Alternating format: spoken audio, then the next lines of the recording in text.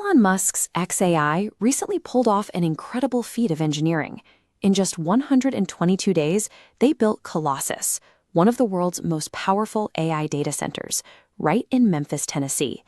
But the reality of this sleek hub looks a lot grittier than the marketing campaigns suggest. Almost overnight, residents near the facility noticed some intense changes to their surroundings. Their neighborhood was suddenly filled with a constant hum, sounding like distant jet engines. To keep the computers running, the facility deployed 35 mobile gas turbines that burned fuel around the clock, leaving neighbors to deal with a lingering smell of gas and symptoms like nausea and worsening asthma. Memphis is not an isolated incident. Across the United States, tech companies are pouring hundreds of billions of dollars into similar facilities.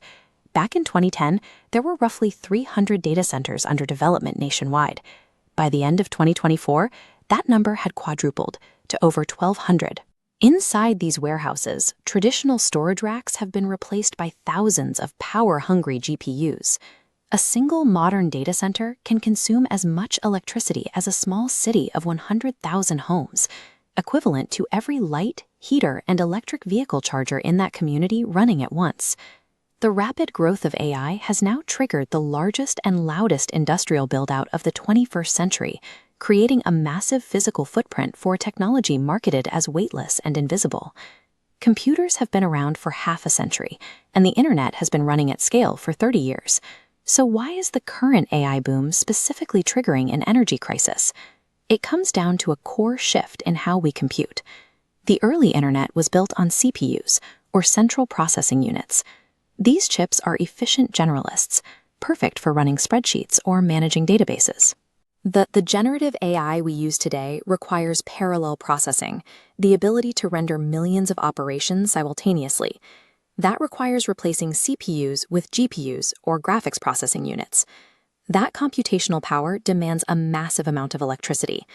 Back in 2015, a standard server rack running a social media platform pulled about 7 kilowatts of power, roughly the equivalent of running 2 household ovens. Today, an AI server rack pulls 50 or even over 100 kilowatts. This chart shows the escalating energy demand at the individual chip level. A few years ago, the industry standard A100 chip consumed 400 watts. The H100 jumped to 700. Now, the B200 pushes 1,000 watts. And they don't operate alone. A single unit bolts 16 together to run continuously. We are effectively taking the energy demand of an entire residential neighborhood and packing it into a steel cabinet the size of a vending machine. Usually, technology uses less power over time. Modern LED lights and refrigerators pull a fraction of the electricity older models did. Technically, AI chips have followed this trend, achieving a massive increase in performance for every watt of electricity they consume. But this brings us straight into the Jevons paradox. This economic principle states that making a resource cheaper and more efficient actually increases total consumption. Because we made these chips perform better, developers didn't decide to use less power to do the same tasks. They decided to build AI models thousands of times larger. Running hardware at this velocity generates an immense amount of physical heat. Pushing past 50 kilowatts per rack means traditional air fans are no longer capable of keeping the machines from melting down. To solve this, hyperscalers are rapidly pivoting to liquid cooling and massive evaporative systems. Back in 2022, tech giants were already reporting water usage in the tens of billions of liters, primarily to cool U servers. With the new gigawatt-scale campuses coming online today, that demand is skyrocketing. Many of these new facilities are being built in arid environments like Arizona.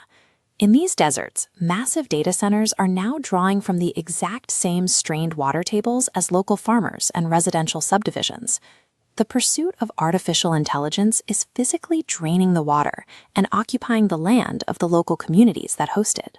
This brings us to a massive logistical bottleneck. Tech companies move at software speed. They want these facilities planned, permitted, and built in a matter of months. But local utility companies can't magically conjure hundreds of megawatts of extra electrical capacity in 122 days. Upgrading the public grid takes years. To bypass that delay, tech companies are setting up their own temporary power grids. At the Memphis facility, they brought in 35 mobile gas turbines, massive short-term power generators typically used for disaster response, and ran them continuously, chewing through natural gas to keep the computers on. This heavy reliance on fossil fuels completely clashes with the clean energy PR campaigns run by big tech. Silicon Valley prefers to highlight its investments in carbon-free power, like the highly publicized deals to restart dormant nuclear facilities, such as 3 Mile Island. But you can't order a small modular reactor on Amazon Prime. Recommissioning a nuclear plant or building next-generation reactors takes at least half a decade. It does absolutely nothing to power the data centers being built today. Because Silicon Valley is obsessed with moving fast, they are forced to build tomorrow's technology using yesterday's fossil fuels.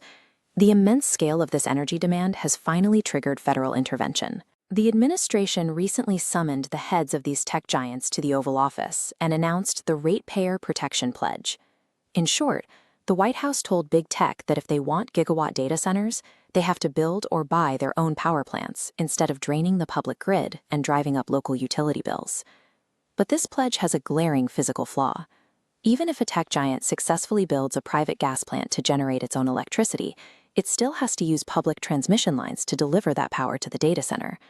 The American electrical grid is an aging, highly congested network of wires and transformers, and historically, the enormous cost of maintaining and expanding those local poles and wires gets passed directly onto the everyday citizen's residential utility bill. You can draft all the political pledges you want to shield the public, but they failed the moment they hit the physical bottleneck of America's aging electrical delivery network. To clear these bottlenecks, the federal government is heavily pushing an energy dominance strategy. The political argument is strictly geopolitical. America is in an AI arms race with China, and we cannot afford to let environmental reviews or local red tape slow down infrastructure development. The practical effect of this strategy is aggressive deregulation. We are already seeing the administration and EPA head Lee Zeldin slashing environmental agency budgets and rolling back standards on the exact kind of particulate matter pollution that impacts the neighborhoods surrounding these data centers. This chart reveals where this is all heading. Projections suggest that by 2030, data centers could consume up to 9.1% of America's total power. That is roughly the equivalent of powering 3 entire New York cities, just to keep the servers running. The limitless, exponential promise of AI software is currently trapped behind the hard, physical limitations of America's copper and concrete, and right now, it's local citizens who are paying the price for that collision.